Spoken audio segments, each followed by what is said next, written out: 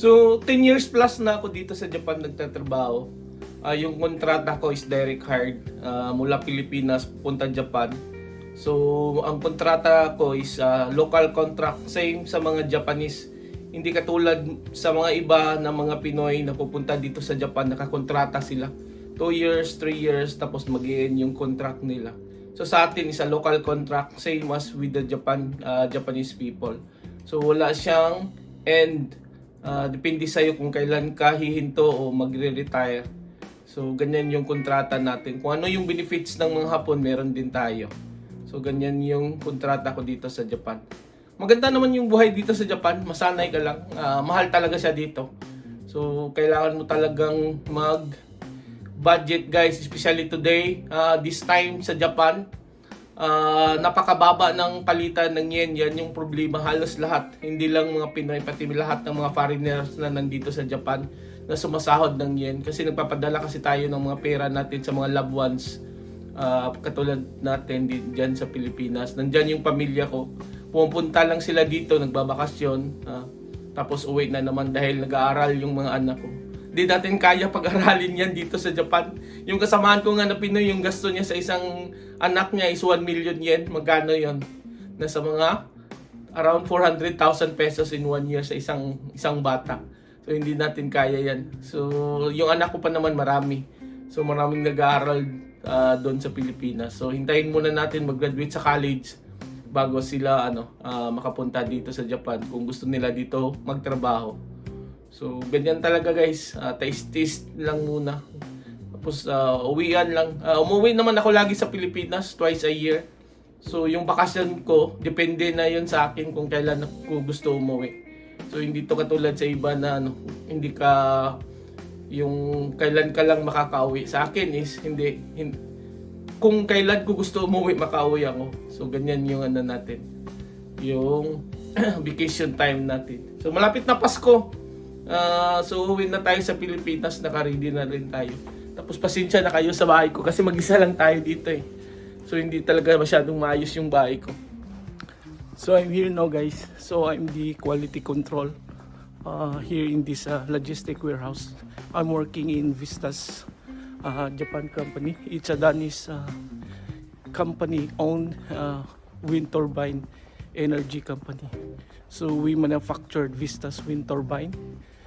We sell, we troubleshoot, perform services, commissioning and constructions, wind energy, wind turbine anywhere here in Japan or globally. So this company has 30,000 plus employees globally. So the company name is Vistas. So I think you heard that one. That's the name of the company. Okay. Vistas.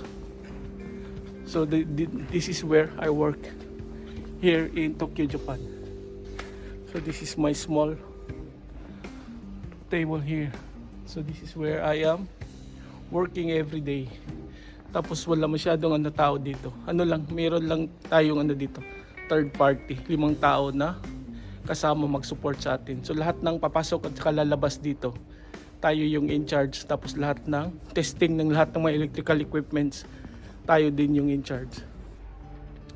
So daily routine naman tayo. Medyo makalat, marami tayong gagawin na report today. Isa-submit natin. So work muna tayo dito sa opisina. Chill out muna tayo. Gagawa tayo ng report. Madali lang naman, sanay naman tayo gumawa ng mga reporting. Tapos mamaya guys, continue natin yung vlog natin. So work muna tayo guys. So yung main communication namin dito is English, by talking and by sending mails. English ya lahat.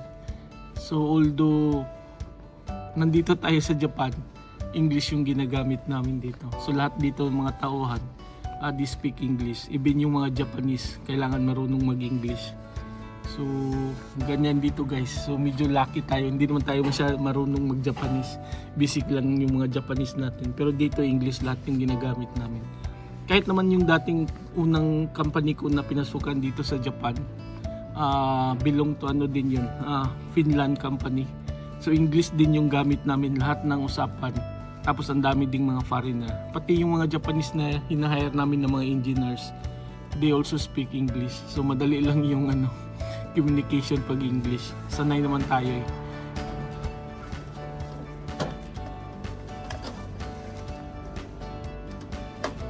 Madali lang yung trabaho dito. Kayang kaya natin.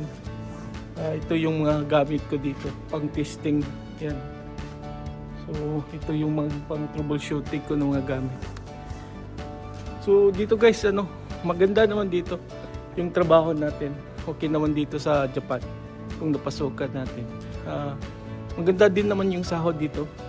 So wala kang problema. Halos lahat yata dito. Kasi kahit yung katulong ko dito na taga-suporta lang, linis-linis, ganyan. 100 plus na yung sahod niya. 100,000 plus guys. Yung sahod. Nagsusupport lang. Maglilinis dito. Ayan, mag-ayos ng mga tools namin dyan. Bago kami magtatrabaho. 100,000 plus na yung bayad sa kanya. So maganda naman yung talaga pasahod dito. Yun nga lang dito sa Japan, malaki talaga yung expenses mo. So hindi mo rin masasabi na ganyan ka ganda yung buhay mo. Basta lang, makasahod ka, makakain, tapos mabili mo yung lahat ng kailangan mo. Yan lang kagandahan dito sa Japan guys. So lunch time muna tayo, break muna tayo from work. So labas tayo, kaso ang lamig ngayon. Lamig ngayon sa labas. 7 degrees ngayon. So mag-jacket muna tayo. So kakain tayo guys doon sa suki natin na kainan. So let's go out. Break muna tayo. Lunch break. Punta tayo sa restaurant guys. Yung may kainan dito na suki ako. Pilipino din yung may nagtatrabaho doon. Dalawa sila. So doon tayo kakain. Masarap yung mga pagkain kasi doon. Pakita ko sa inyo guys ha.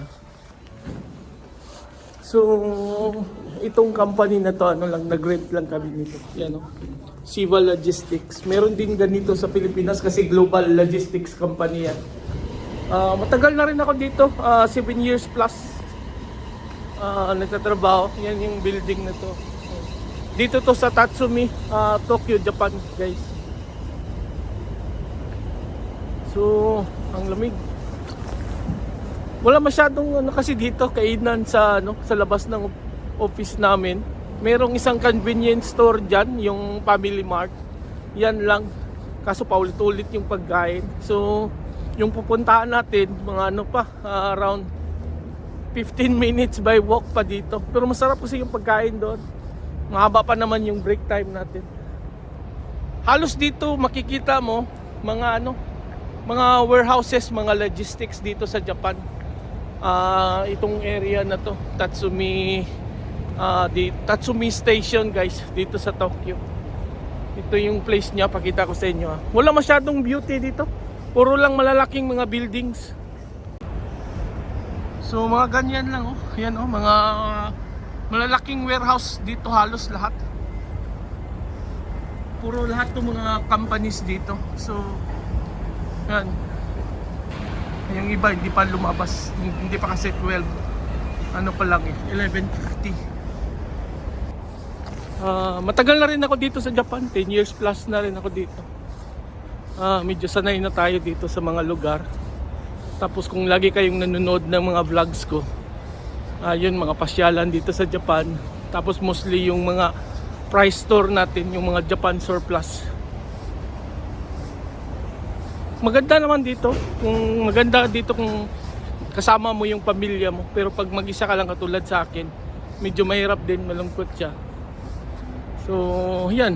Pa-vlogs na lang tayo para mag-enjoy tayo. So, marami siguro sa inyo gusto mag-abroad, especially dito sa Japan. Kung nagtatanong ka, malaki ba yung sahod dito sa Japan? Siguro malaki siya. Kaso depende kung sa Pilipinas ikumpara mo, mas malaki talaga dito sa abroad. Maliit talaga dyan sa Pilipinas kasi dito yung mga kikilala ko, kahit welder dito 100,000 plus na yung sahod pati yung mga teacher na mga profession 100,000 plus na yon. So kung sa isip mo talaga malaki yon, malaki talaga siya. Pero kaso mahal dito sa Japan, yung gastusin mo mahal din. Yung renta mo ng bahay, apartment mo, pagkain, pamasahe, insurance, yung mga wifi, gas, electricity na babayaran mo, malaki din. So, ganun lang din siya. Pero ngayon lang, yun nga lang, mabubuhay ka talaga. Makabili ka, makakain ka. Kasi dito, yung kagandahan, yung katulad ng contract ko, ano to sa akin local contract siya.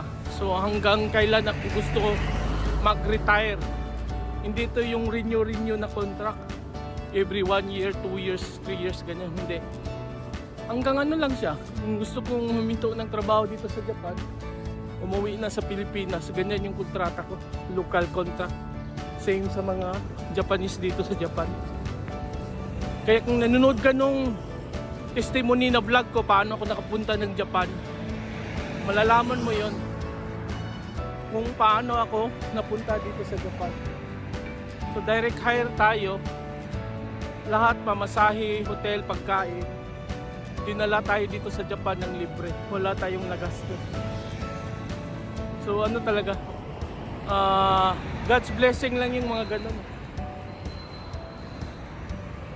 So malapit na tayo guys. Doon tayo pupunta banda. Diyan. May kainan dyan. Private restaurant siya. Nasa loob ng building. Parang hindi siya restaurant. Hindi mo siya makikita. Pero na-search lang yan ng kasamahan ko. Tapos yung unang kain namin doon. Ang sarap. Masarap ng mga pagkain. Tapos may dalawang Pinoy pala doon. Nagtatrabaho. Yun, nakilala ko yung dalawang Pinoy doon. Tapos binibigyan ako ng extra ng mga pagkain. Mababait din yung mga Pinoy. So yun. May time ako, doon dito talaga ako pumupunta, kumakain kasi masarap dito. Hindi naman masyadong mahal. 700 yen yata yan, mga around 300 pesos. So okay lang yung mga ganun na price dito sa Japan. So ganyan lang yun, pag di mo malaman na kayo dahil papasok ka dyan, yan yung canteen dito. So dyan tayo kakain guys. Dito tayo kakain. So yan yung bibili natin na pagkain. Tapos ito may chicken dito, may sabaw yan. Isa. Tapos rice, okay na to. Tapos rice na tayo, kuha tayo rice doon. Ikaw na bahala magkuha ng rice dito. Kahit gaano karami kunin mo. So ito na yung binili natin na pagkain, no? Ayan. May fish siya, yan o. Tapos may parang spaghetti yata to. Tapos may meat, yan o. Parang pepper steak. 850 yen, so mga 300 plus. So masarap to, busog na naman tayo ngayon sa lunch natin guys. So kain muna tayo tapos mamaya continue natin yung vlogs natin. So back to work na tayo guys. Ako lang mag-isa pala dito. Yung kasamahan ko nasa main office namin sa Tokyo. So, tahimik dito. Tayo lang mag-isa. So, uwi na.